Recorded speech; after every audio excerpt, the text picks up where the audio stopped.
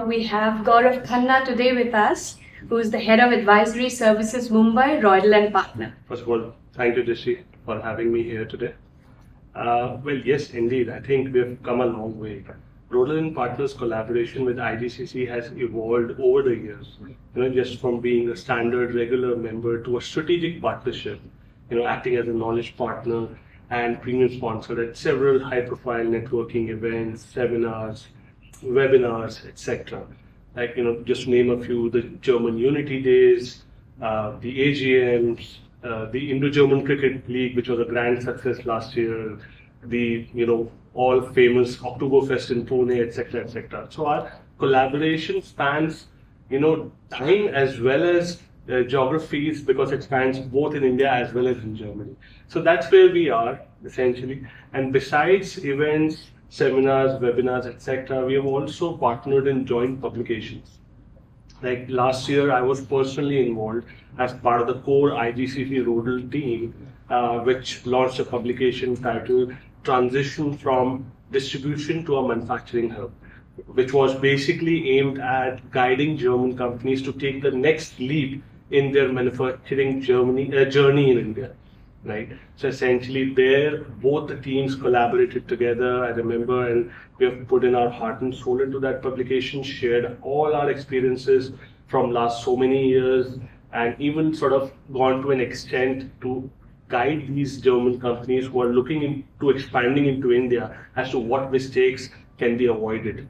Right. So, so that's the level of partnership that we have with IGCC, and I'm glad that it has grown over the years and has been growing.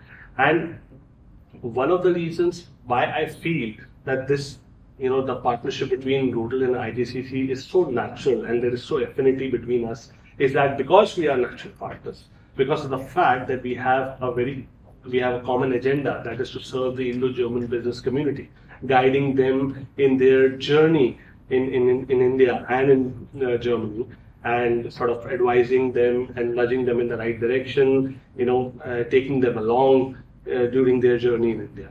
So that's where, I see that both of us bring in complementary strengths, with Indo-German Chamber of Commerce being, very deep rooted in the Indo-German ecosystem, and Roedl Partner having long-standing expertise in advising German Mittelstand companies in their legal, tax, strategy consulting, BPO, and financial services matters in India.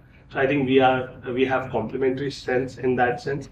And I would like to sum it up as I say that when you are such a perfect match, success is just a natural side effect, right? So you've already touched a little bit on it, but when it comes to German businesses trying to enter the Indian market and vice versa, what are the key challenges, do you think? That's a very good question, Rishi.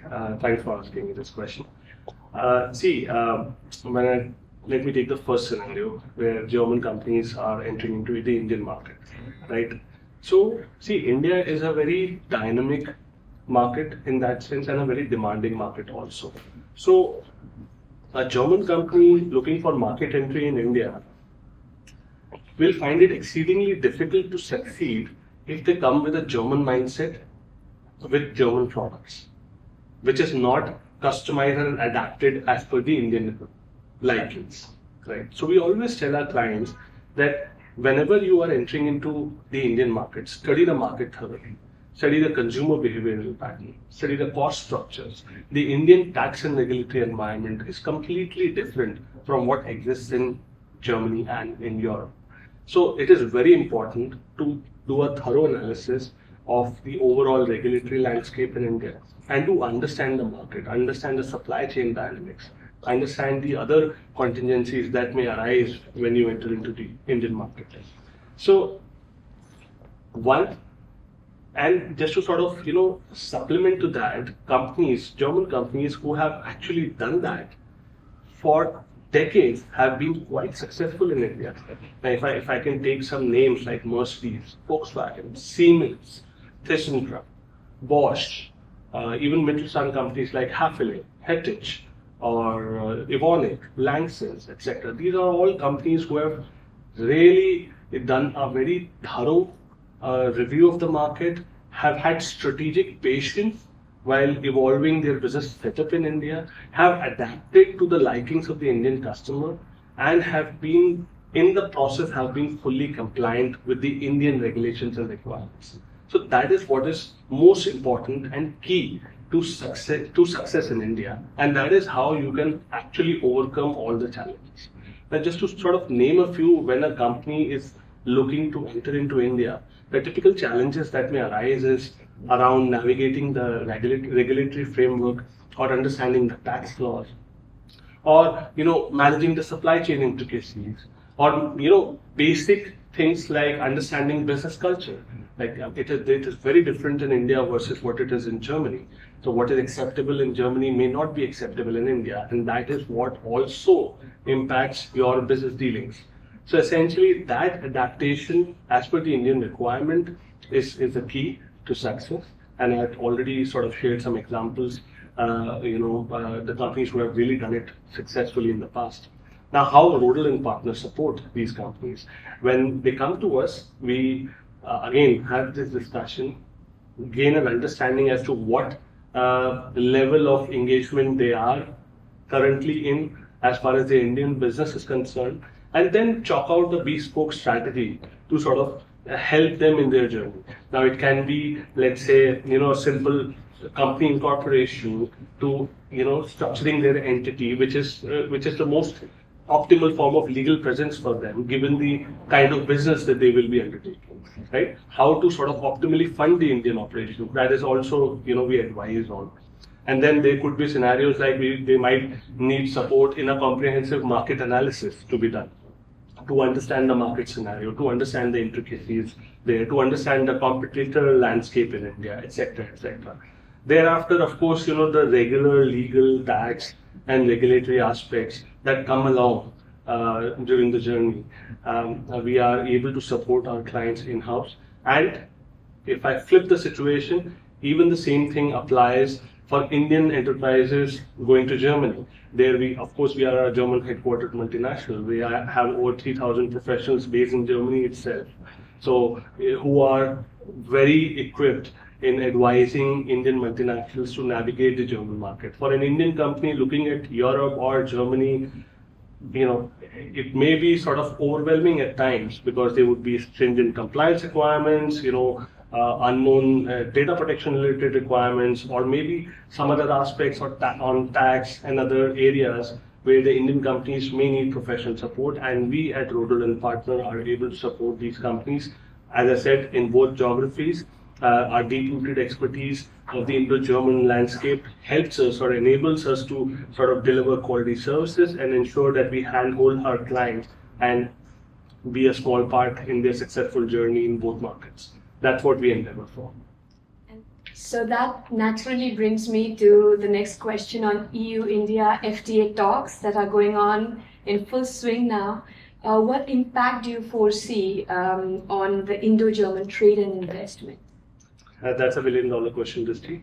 And the Indo-German bilateral trade, as of now, give and take, is somewhere between $27 to $28 billion or so. Now, this FTA, once in place, is expected to further exponentially fertilize this trade volume to the next level. And let's hope it does. And how it will do it is probably in this way. One is that providing better market access to both Indian companies in Germany and German companies in India. Second would be by reducing tariff so that, say, German products become more competitive in the Indian market. And a third would be by providing a better regulatory framework so that these German companies or European companies in this case come into India and get a better and protected, sort of safeguarded and more predictable and certain regulatory environment to operate and do business in India. That would go a long way to foster confidence here. And one very important aspect would be intellectual property protection, right? Typically in FTA negotiations, intellectual property is a very crucial element that is dealt upon, and this alignment with EU standards of Indian IP regime would further strengthen and boost confidence in German investors or European investors in the Indian market. Thereby, European companies or German companies would feel more comfortable in sharing technology, know-how, and we would see more such technology collaboration agreements taking place between two countries. Last, a more generic point I would add is that as Europe and specifically in Germany has been looking to diversify or de-risk their supply chains, right? And India has been one of the viable contenders for it. Like, so I would expect that this FTA would further position India in this direction. That German companies would consider procuring, critical raw materials, or let's say, if I talk about sector-specific pharma or other areas where India has a great strength in supporting German and European businesses. So that would become an extremely indispensable part or a consequence of this FTA once it is there. That's what I feel. So overall, a well-structured FTA would boost confidence, boost innovation, and provide a much more secure environment for companies from both geographies to operate in each other's geography. Certainly. Let's talk a little bit about the emerging sectors or industries where you see strong growth opportunities for Indo-German businesses. See, India and Germany have a very strong synergy in various emerging sectors. But to me, three key sectors at this stage stand out, right? First and foremost being the renewable energy or green energy space, where Germany is a powerhouse in the clean tech space. And in India, there has been a massive push towards usage of and promotion of renewable energy. In fact, India has been leading that mission globally. So there I feel a lot of collaboration happening henceforth. And this is certainly a sector to look out for, especially solar and wind power. Next, I would say electrical vehicles and advanced mobility. Sustainability is a buzzword these days, right? And EVs are the future. There is no doubt about it. So there, German automakers can take this opportunity to further, which I'm sure they're already doing it, to further make substantial investments in R&D, in collaboration with Indian business partners, in taking full advantage of this EV revolution, which is there to come in future for sure. So this is another one. Third, again, which is already going strong and I think will be stronger even more in future, is the healthcare and medtech space. Like India is a leader in pharmaceuticals, so there is a lot of potential for Indian pharma companies to do business in Germany and in Europe. On the flip side, if I talk about Germany, Germany has been a leader in medtech innovation. And they supply high quality medical devices to India, like surgical instruments or imaging systems or diagnostics, etc., etc. There again, I see a lot of collaboration opportunities between Indian and German companies in this area to again tap the full potential of this sector in the years to come. So overall, if you see, all these sectors rather, would flourish in the future because, in my opinion, I think they are in line with the economic priorities and trade policies or even the sustainability goals of both India and Germany. That's what I feel personally. So from your experience, when we talk about IGCC membership, what benefit do you think it can bring to businesses that are looking at expanding or establishing their businesses in India or Germany?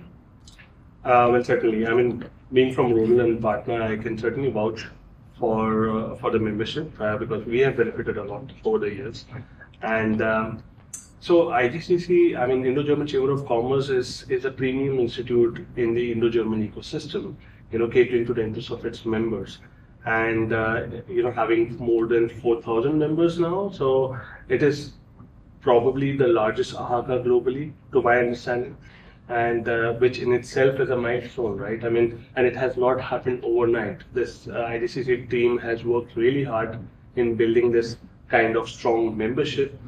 And the members, the way this membership can be benefited and they can take benefit of this membership is through the various networking events that IGCC keeps organizing for its members. And also, I've seen that IGCC advocates at various institutional and government bodies in the interest of its members, be it for favorable trade policies or regulatory environment, etc., etc.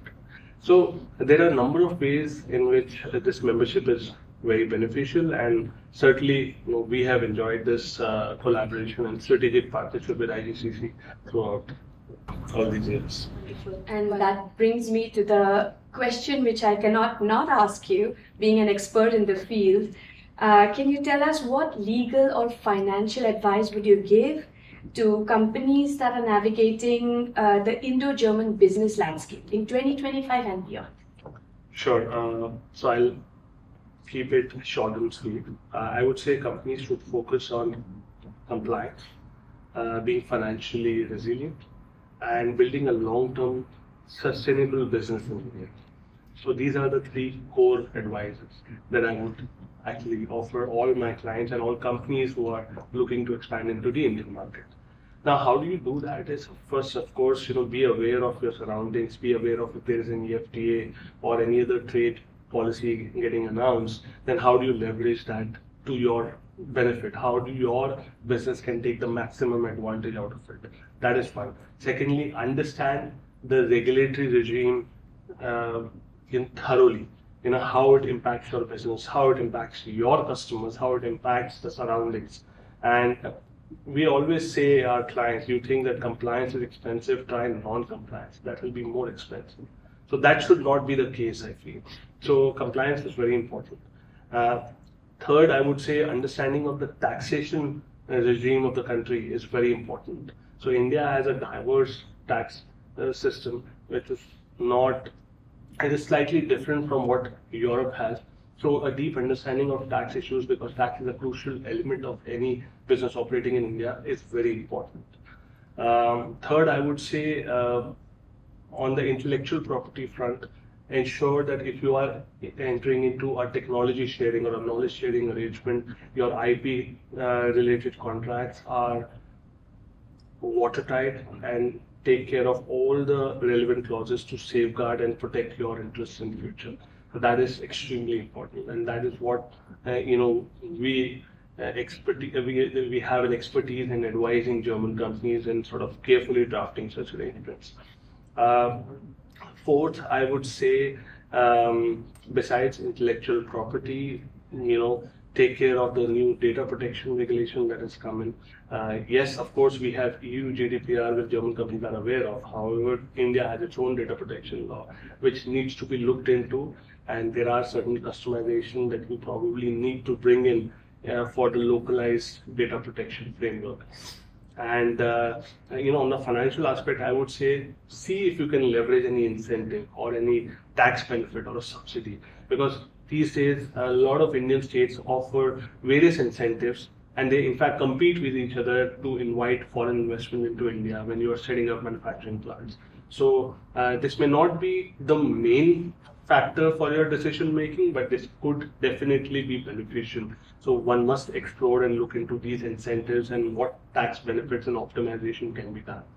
And last point, I would say, have a long-term plan, in the sense that India is a market for localized products, right? So even if you don't wish to set up a full-scale manufacturing or an assembly plant in India, but maybe at the back of your mind, have that long-term planning and ensure that you work on this and see wherever possible you are able to localize your production, or wherever possible you are able to localize your business in India to an extent possible. So that's how I would sum it up effectively. Thank you very much, Gaurav. It has been a very insightful discussion, and I'm sure our audience, our viewers are going to benefit as well. And thank you very much for speaking to us today. Thank you, Rishi. Thank you for having me here. It's my pleasure to be here, and I look forward to any German company looking to expand into Indian market. I would be happy to connect with them. I would be happy to address any concerns or any queries or any suggestion that they might want from us in India, we'd be very happy to connect. Thank you.